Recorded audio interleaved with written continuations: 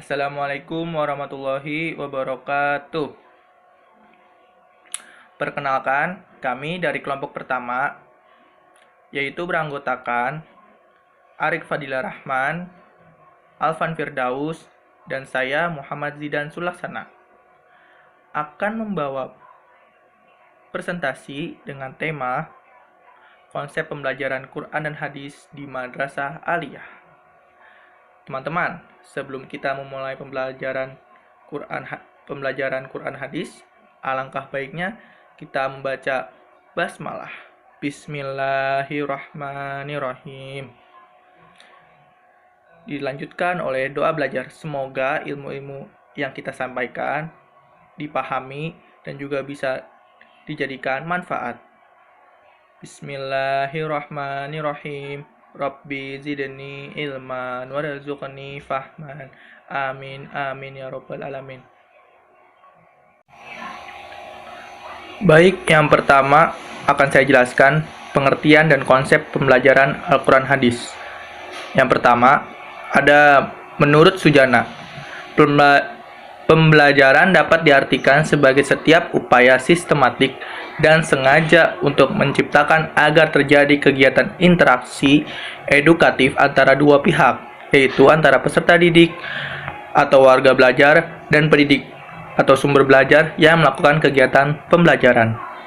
Yang kedua, menurut Undang-Undang Nomor 20 Tahun 2003 tentang Sisdiknas, Pasal 1 Ayat 20 menyebutkan bahwa pembelajaran adalah proses interaksi peserta didik dengan pendidik dan sumber belajar pada suatu lingkungan belajar.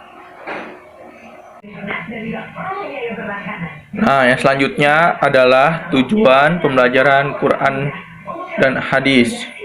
Yang pertama, meningkatkan kecintaan peserta didik terhadap Al-Quran dan Hadis.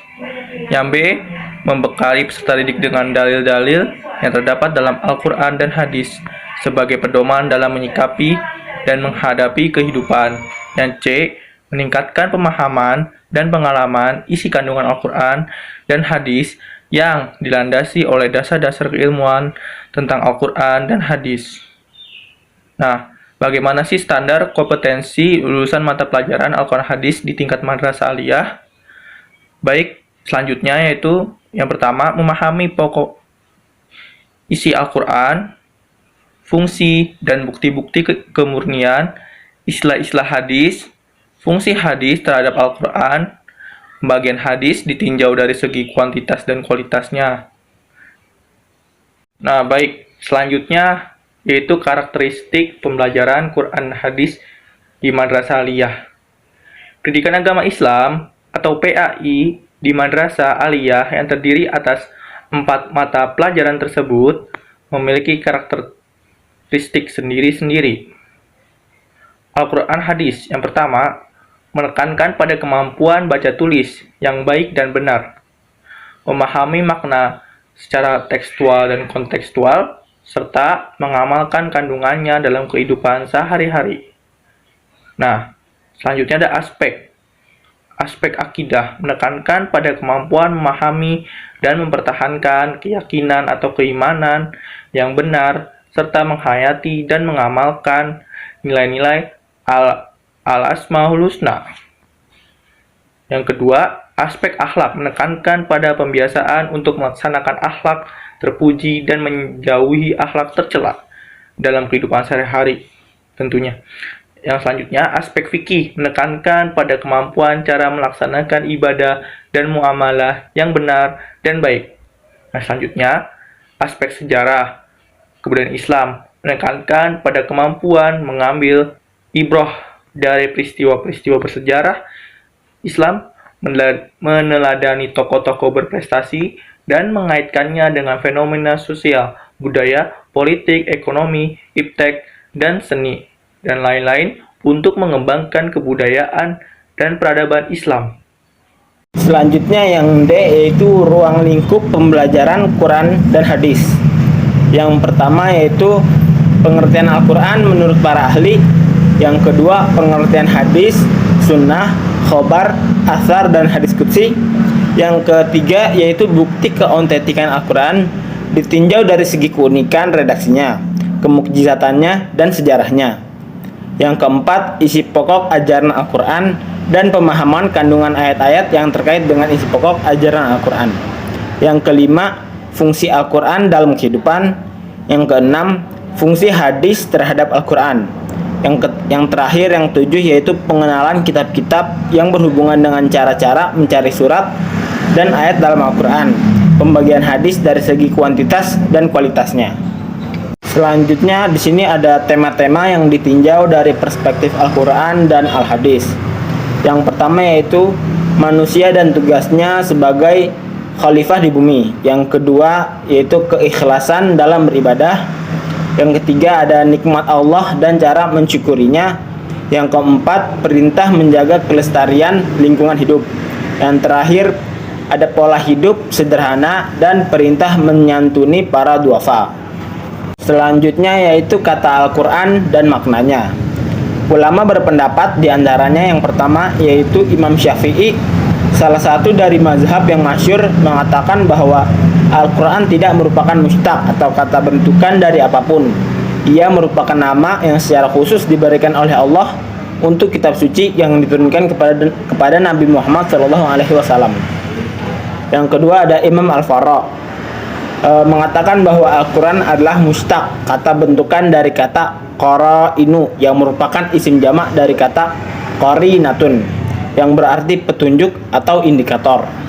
Yang ketiga ada Al-Asy'ari yang mengatakan bahwa Al-Quran adalah mustaq dari kata qarana yang artinya menggabungkan. Yang keempat yaitu Al-Jujjat, mengatakan bahwa Al-Quran adalah mengikuti wazan fu'lanun dan la mustaq, kata bentukan. Itu al-qaw yang mengandung arti penghimpun. Bismillahirrahmanirrahim.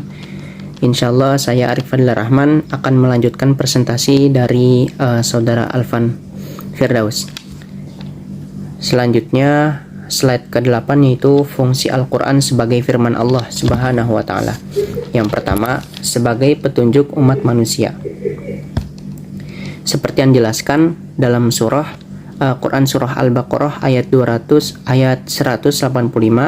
lalu ayat 2, lalu Quran surah Al-Fusilat ayat 44. Lalu yang kedua, fungsi Al-Quran sebagai firman Allah, yaitu sebagai sumber ajaran Islam yang sudah diyakini dan diakui kebenarannya oleh segenap hukum Islam. Adapun ajarannya meliputi persoalan kemanusiaan secara umum seperti hukum, ibadah, ekonomi, politik, sosial, budaya, pendidikan, ilmu pengetahuan, dan seni. Dalam Al-Quran pun banyak diterangkan pula tentang kisah para nabi dan umat terdahulu, baik umat-umat yang melaksanakan perintah Allah dengan taat maupun mereka yang mengingkarinya. Bagi kita, umat yang akan datang, kemudian tentu harus pandai mengambil hikmah atau ibroh dan pelajaran dari kisah-kisah yang telah diterangkan dalam Al-Quran. Lalu fungsi Al-Quran yang ketiga sebagai firman Allah, yaitu sebagai mukjizat Nabi Muhammad Sallallahu Alaihi Wasallam. Turunnya Al-Quran merupakan salah satu mukjizat yang dimiliki oleh Nabi kita, Nabi Muhammad Sallallahu Alaihi Wasallam. Al-Quran adalah wahyu Allah yang berfungsi sebagai mukjizat bagi Rasulullah Sallallahu Alaihi Wasallam, yaitu sebagai pedoman hidup bagi setiap Muslim dan sebagai korektor dan penyempurna terhadap kitab-kitab Allah yang sebelumnya, dan bernilai abadi. Sebagai mukjizat, Al-Quran telah menjadi salah satu sebab penting bagi masuknya orang-orang Arab di zaman dahulu, yaitu di zaman Rasulullah Sallallahu Alaihi Wasallam, ke dalam agama Islam, dan menjadi sebab penting bagi masuknya orang-orang yang sekarang. Dan pada masa-masa yang akan datang, ayat-ayat yang berhubungan dengan ilmu pengetahuan dapat meyakinkan kita bahwa Al-Quran adalah firman-firman Allah. Tidak mungkin ciptaan manusia, apalagi ciptaan Nabi Muhammad Sallallahu Alaihi Wasallam, yang kita ketahui bahwa Nabi Muhammad itu adalah seorang yang ummi. Nah, Al-Quran ini pun juga sudah banyak diteliti oleh para peneliti maupun dia yang non muslim ataupun yang muslim, itu telah meneliti kebenaran daripada Al-Quran ini. Tidak sedikit orang-orang yang masuk ke dalam agama Islam itu dikarenakan rasa penasarannya terhadap bener gak sini Al-Quran ini mengatakan seperti ini. Contohnya seperti ada sungai di dalam laut, itu sebenarnya ada dan sudah diteliti dan sudah ada videonya di YouTube. Lalu seperti dua air yang satu tempat tetapi tidak menyatu, antara air laut dengan air tawar. Nah, itu tidak menyatu tetapi dia saling bersentuhan. Nah, itu semua sudah dibuktikan oleh para peneliti, dan mereka itu yang meneliti akhirnya masuk Islam dengan izin Allah. Baik, bismillah. Selanjutnya slide ke 9, yaitu fungsi hadis terhadap Al-Quran. Definisi dari hadis sendiri yaitu segala apa yang disandarkan kepada Nabi Muhammad SAW, baik itu hadis yang marfu', yaitu yang disandarkan kepada Nabi Muhammad langsung, hadis mauquf, yaitu yang disandarkan kepada para sahabat, maupun hadis maqtu', yaitu yang disandarkan kepada para tabi'in. Para tabi'in ini adalah generasi setelah sahabat. Kalau hadis Nabi yang marfu', yang disandarkan kepada Nabi langsung, itu sudah jelas ya bahwa Nabi Muhammad mengucapkan hal ini lalu ditulis oleh para sahabat atau dihafal. Lalu hadis mauquf yang disandarkan kepada para sahabat, yaitu Rasulullah melakukan gerakan ini atau kesaksian ini, tetapi tidak dibukukan atau Rasulullah pun tidak mengucapkan hal tersebut. Tetapi para sahabat melihat secara langsung bahwa Rasulullah itu melakukan hal yang demikian, maka sahabat itu bersaksi dengan ucapannya. Lalu hadis maqtu', yaitu yang disandarkan kepada para tabi'in. Tabi'in ini adalah generasi setelah sahabat. Baik, masuk ke materi inti, yaitu fungsi hadis terhadap Al-Quran ada 3, yaitu menguatkan dan menegaskan hukum yang terdapat dalam Al-Quran. Contohnya, karena kemarin itu peringatan Isra wal Mi'raj, maka insyaallah aku mengambil contoh hukum salat 5 waktu yang Allah sampaikan dalam Al-Quran, dalam firman-Nya di Al-Quran. Itu dijelaskan oleh Rasulullah dengan ucapannya dan juga dengan gerakannya. Yang demikian itu menguatkan dan menegaskan hukum yang terdapat dalam Al-Quran. Lalu yang kedua, menguraikan dan merincikan yang global, mengaitkan yang mutlak dan mentahsiskan yang umum, tafsil, takyid, dan taksis. Berfungsi menjelaskan apa yang dikehendaki di dalam Al-Quran. Rasulullah mempunyai tugas menjelaskan Al-Quran sebagaimana firman Allah Subhanahu wa ta'ala dalam Quran surah An-Nahl ayat 44 yang bunyinya, a'udzubillahi minasyaitonirrajim, bil bayyinati waz zubur wa anzalna ilaika dzikra litubayyana lin-nasi ma nuzzila ilaihim wa la'allahum yatafakkarun. Artinya keterangan-keterangan atau mukjizat dan kitab-kitab, dan kami turunkan kepadamu Al-Quran agar kamu menerangkan kepada para umat-umatmu apa yang telah diturunkan kepada mereka, dan supaya mereka memikirkan. Artinya supaya mereka itu berpikir. Nah, itulah fungsi Al-Quran, fungsi hadis terhadap Al-Quran. Yang pertama, menguatkan dan menegaskan hukum, lalu menguraikan dan merincikan yang global ataupun yang khusus. Itulah fungsi daripada hadis Rasulullah Sallallahu Alaihi Wasallam. Wallahu a'lam bishawab.